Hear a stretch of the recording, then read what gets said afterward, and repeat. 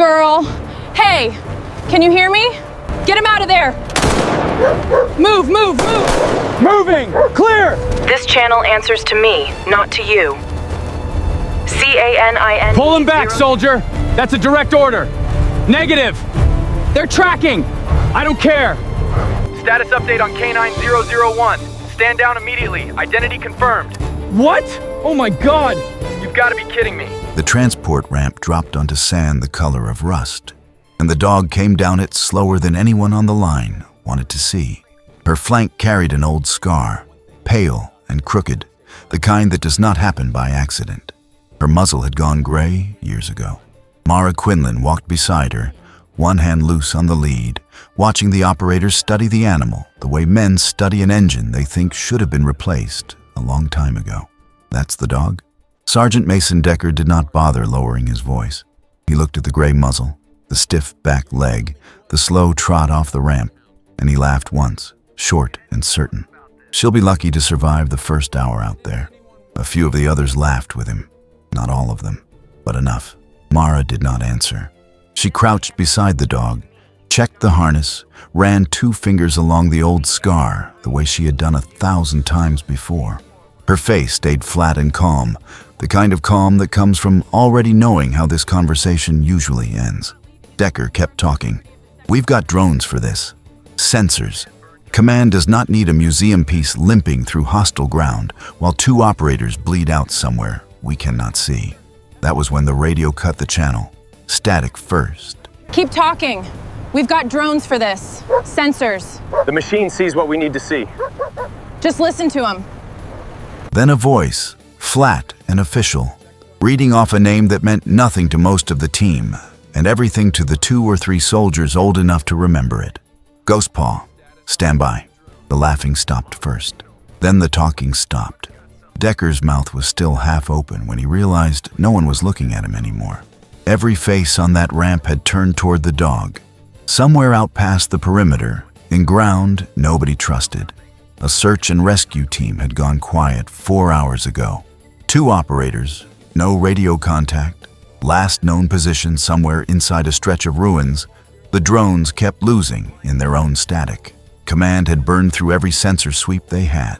Nothing came back clean. A young corporal finally said what the rest of them were thinking. Who is Ghostpaw? Nobody answered him. Mara kept her eyes on the dog, and the dog kept her eyes on the tree line, ears forward, body still, like she already knew what nobody else in that yard had figured out yet. The name on the radio was not finished with them. Decker recovered fast. That was the one thing you could say about him. He never stayed quiet for long. It's a call sign, he said, waving a hand like he was swatting a fly. Probably some old program nobody bothered to retire. Doesn't mean the dog is fit for this.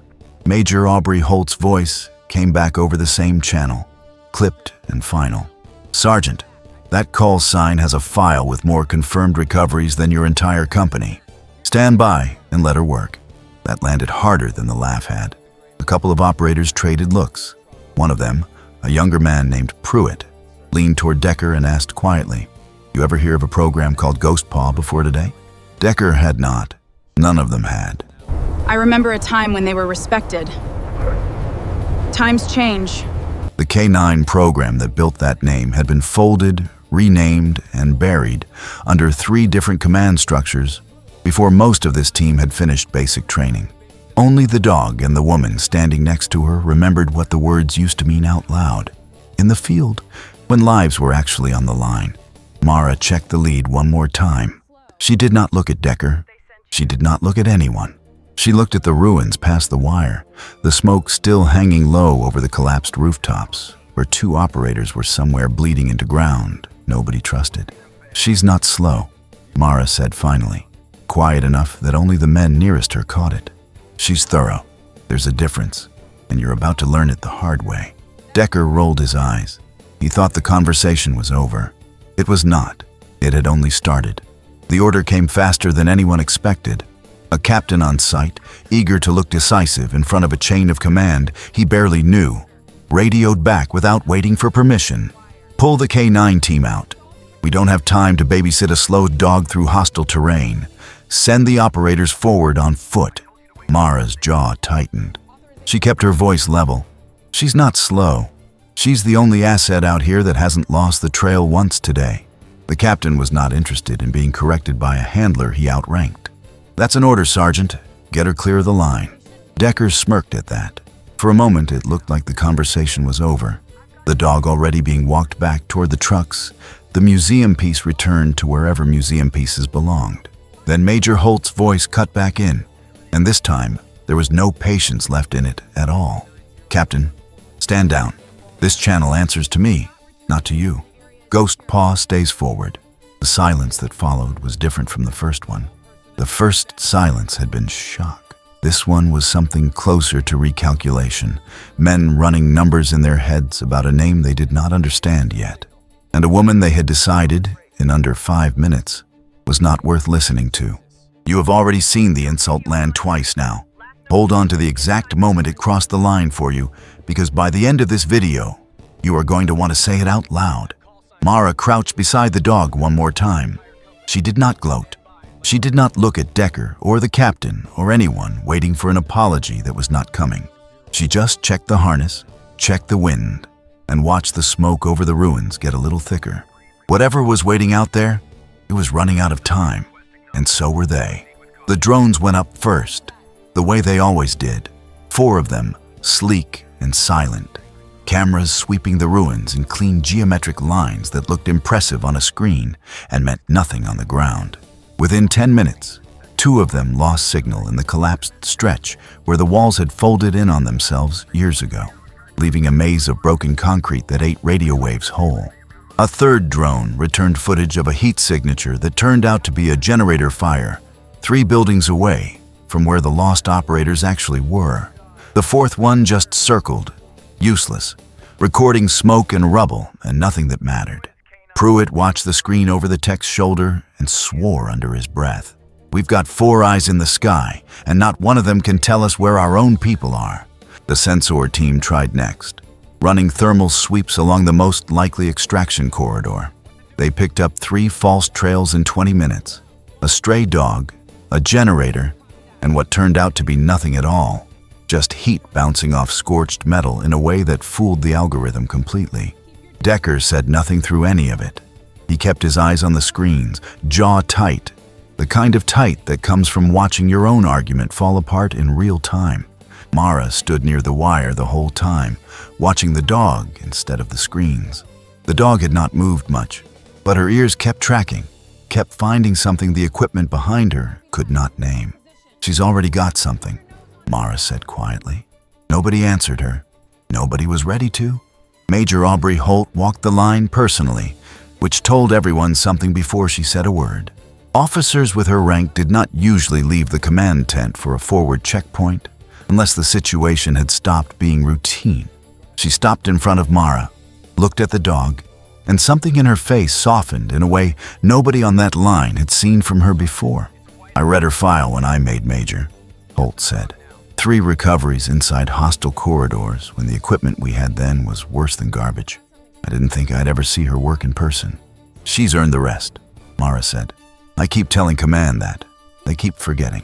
Apparently, Holt's eyes moved to Decker, who suddenly found something very interesting to look at on his own boots. Sergeant, you have a problem with this asset? No, ma'am, Decker said. Too fast. Holt did not push it further. She did not need to. She turned back to Mara, and for a moment that the noise of the operation, the radios, the drones circling overhead, all of it seemed to fall back half a step. I have stood next to enough quiet professionals to know the difference between someone who is finished and someone everyone just stopped paying attention to. Keep it low. Copy. Looking right. Those are not the same thing, and most rooms never learn it until it costs them something. Cut her loose, Holt said. Full authority. Whatever she finds, we follow. The ground team had already moved out 20 minutes earlier, before Holt's order came down, following the route the sensors flagged as most probable. It was the wrong route. By the time the corporal leading that element radioed back, frustration thick in his voice, they had covered almost a kilometer in the opposite direction of where the missing operators actually were. We've got nothing out here, he reported. No tracks, no debris, no signal. We're burning daylight. Inside the ruins, the two missing operators were running out of more than daylight. Their last transmission, 4 hours old now, had described a structural collapse. One of them wounded badly enough that movement was no longer an option, and hostile movement closing from the north. Nobody on the radio had heard anything since.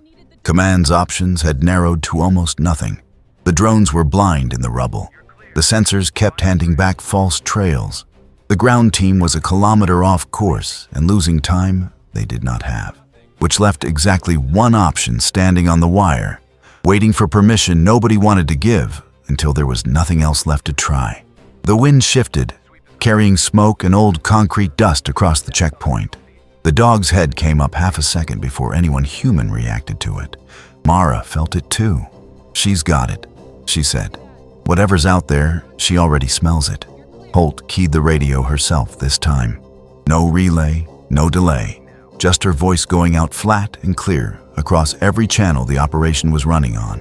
"Ghost Paw, you are cleared to track."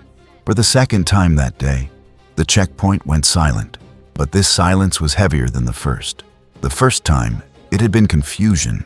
This time, every operator standing on that line understood exactly what they were watching, even if most of them still did not understand why it mattered.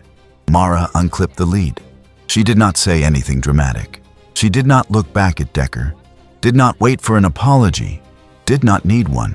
She crouched once more beside the dog, pressed 2 fingers briefly against the old scar on her flank, and said 4 words low enough that only the dog could hear them. Then she straightened up and gave the signal. The dog moved. She did not take the obvious route, the wide, cleared path the ground team had marked as the most likely corridor. She cut left instead, toward a stretch of collapsed wall that every sensor sweep that morning had flagged as a dead end. Decker opened his mouth like he wanted to say something about that, then closed it again when Holt's expression made it clear the comment would not be welcome. You are watching the part of this story most people never get to see. Every drone failed here. Every algorithm failed here. What happens in the next 2 minutes is the reason this dog has a name. People stop talking when they hear. The dog's nose dropped low, swept once across broken concrete, and locked onto something none of the equipment behind her had ever found. The trail she followed made no obvious sense, not at first. It cut through a gap in a collapsed wall barely wide enough for a person to fit through sideways, then doubled back along a drainage channel half filled with old rainwater and ash. No sensor had flagged this route. No map had this listed as passable. Mara followed without question, rifle low, eyes moving constantly between the dog and the rooftops above them. 2 operators trailed behind her, Pruitt among them, his earlier doubt replaced now by something closer to focus. "How does she know this leads anywhere?" Pruitt asked quietly. "She's not guessing," Mara said. "She caught something the wind carried 400 meters back. Could be blood, could be sweat through fabric. Either way, it's real, and it's fresh enough to follow." The dog paused once at a junction where the channels split, head swinging between 2 directions for 3 full seconds that felt much longer to everyone watching her. Then she committed, hard left, into a stretch of rubble that looked, to every human eye following her, completely identical to the ground she had just crossed. Decker's voice came in over the radio from the checkpoint, quieter now than it had been all day. "Tell me she's actually got something and we're not following a dog into a dead end." Nobody answered him. The dog was already moving again, faster now, tail low and focused, nose dragging across broken stone like she was reading a sentence only she could see. The ruins thickened the deeper they went. Smoke hung low between collapsed beams, thick enough to sting the eyes, and the smell of old fires mixed with wet concrete and something sharper underneath it that Mara recognized before she let herself name it out loud. The dog slowed, but did not stop. Her body had gone rigid with focus. The slow, stiff trot from the landing ramp completely gone now, replaced by something that looked, for the first time all day, like the animal in the old recovery file Holt had read years ago. I do not think people understand what it costs an animal to keep working past the age when most of them get to rest. It is not stubbornness. It is loyalty that never figured out how to retire on its own schedule. One of the operators behind Mara stopped walking entirely. He had seen something through a gap in the rubble ahead. A boot, motionless, half buried under a collapsed section of roofing. His face went pale fast enough that Mara caught it without turning around fully. "Contact," he said, voice cracking slightly on the word. "I've got a body. I don't know if..." The dog was already moving toward it, faster now, and for the first time since the ramp had dropped that morning, nobody on that team was thinking about her age at all. The boot belonged to Specialist Cole Renner, one of the two missing operators, and for 3 long seconds nobody could tell if he was breathing. Mara reached him first, the dog already pressed against his side, nose working along his ribs the way she had been trained to check for injury years before most of these soldiers had enlisted. Renner's eyes opened slowly, unfocused, his face streaked with dried blood from a gash along his hairline. "Hey," Mara said, low and steady. "You're found. Stay still." Renner's mouth moved before sound came out. "Sloan," he managed. "She's still." His hand lifted weakly, pointing past the collapsed beam toward a darker stretch of rubble nobody had checked yet. The dog was already pulling that direction before Mara gave any command at all. For a moment, doubt crept back in. The passage the dog wanted to take looked impossibly narrow, a gap between 2 slabs of fallen concrete barely wide enough for a person to crawl through, let alone wide enough to suggest anyone could be alive on the other side of it. "That can't be it," Pruitt said. "There's nothing back there, it's solid." Mara had learned a long time ago not to argue with the dog's nose over a man's eyes. "Move," she said. "Now." The radio cracked in her ear, Decker's voice this time, low and uncertain in a way nobody had heard from him before. "Command copies contact with Renner. Status on the second operator?" Nobody answered yet. The dog had already disappeared into the gap. The passage opened into a half-collapsed cellar, low ceiling, air thick with dust and old smoke, barely enough light to see by. Specialist Devon Sloan was pinned against the far wall, one leg trapped beneath a fallen support beam, her radio dead in her hand, her face pale from blood loss and hours of waiting for a rescue she had stopped expecting an hour ago. The dog reached her first, pressing close, and Sloan's hand found the old scarred flank, like she recognized the shape of it even through the haze of pain and exhaustion. "Good girl," she whispered. "Good girl, I knew somebody would." Mara was already moving, calling the find back over the radio, her voice steady even as her hands worked fast to assess the trapped leg. "Command, this is Quinlan. Second operator located. Alive, pinned under structural debris. Need extraction supported and a medic forward now." Outside, past the cellar opening, movement flickered along the rooftops to the north. Hostile movement, closing the way it always did when noise and radio traffic gave a position away to anyone listening for it. Pruitt caught it through the gap in the wall and swore under his breath. "We've got company. Maybe 90 seconds before they're on top of us." The dog did not flinch. She planted herself between the cellar opening and the 2 wounded operators. Low and still, exactly where a soldier with twice her training would have stood. Whatever was coming next, it was going to have to go through her first. Holt's voice came back fast and sharp. "Quinlan, extraction team is 90 seconds out. Hold position." 90 seconds felt longer than it had any right to. Pruitt covered the gap in the wall, rifle up, while the rest of the small element fanned into position around the cellar opening. Mara worked quickly on Sloan's trapped leg, freeing enough of the debris to relieve the pressure without making the injury worse, talking low and calm the entire time, the way she had learned to do years ago, back when the dog beside her had been young enough that nobody questioned either one of them. The hostile movement reached the edge of the ruins above, just as the extraction team's vehicles rolled into the cleared corridor below, headlights cutting through smoke and dust. Shots rang out once, twice, answered fast and hard from Pruitt's position, enough to buy the seconds needed to get both wounded operators clear. If a story like this has earned anything from you so far, this is the part where most people finally say it out loud. Leave it in the comments before this episode is over, because the room that doubted her is about to find out exactly how wrong it was. The dog did not move from her position at the cellar opening until both stretchers had cleared the gap behind her. Only then did she step back, calm again, like the whole thing had cost her nothing at all. Renner and Sloan were loaded into the extraction vehicle within minutes. Both alive. Both found by an animal half the team had written off before the operation even started. The trip back to the checkpoint took longer than the trip out. Slowed by stretchers and careful footing through rubble, nobody wanted to rush across twice in one day.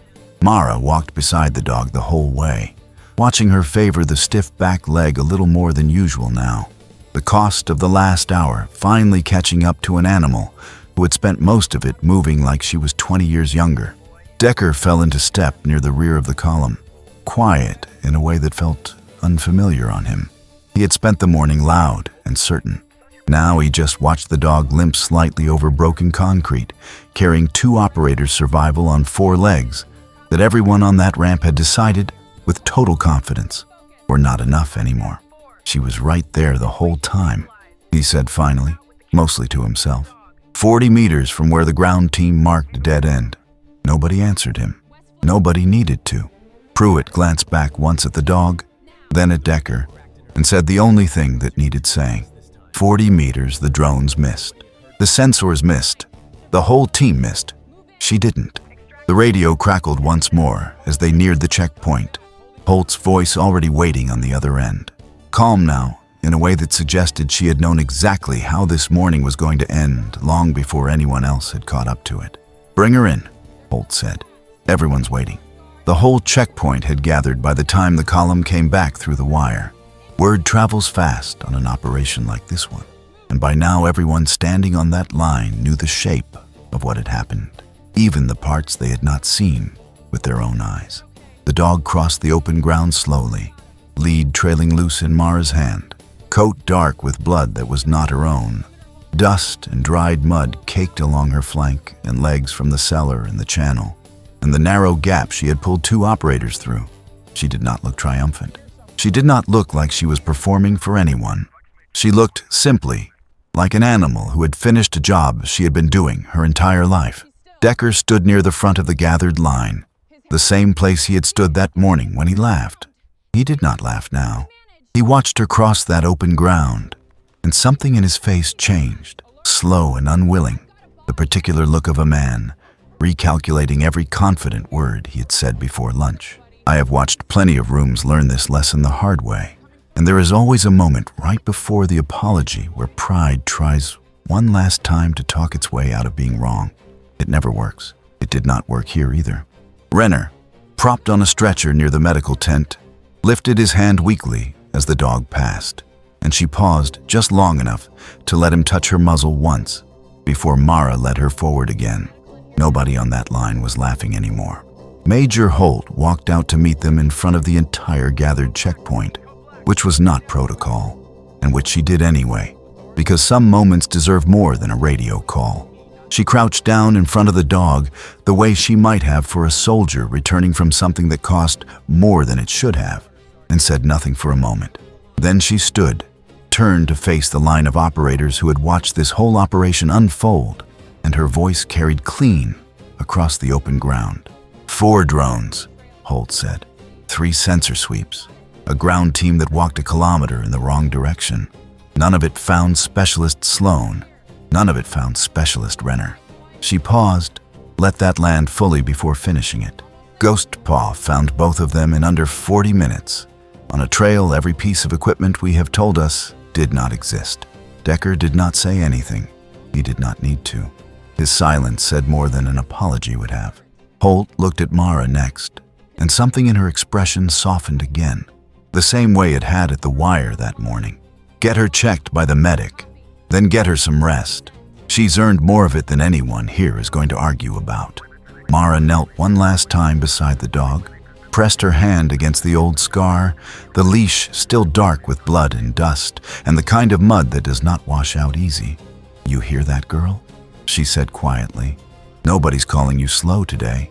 The dog leaned into her hand, tired, steady, exactly the way she had been every single time someone forgot what that name on the radio actually meant. Some legends do not need to be loud. They just need one more day to prove it.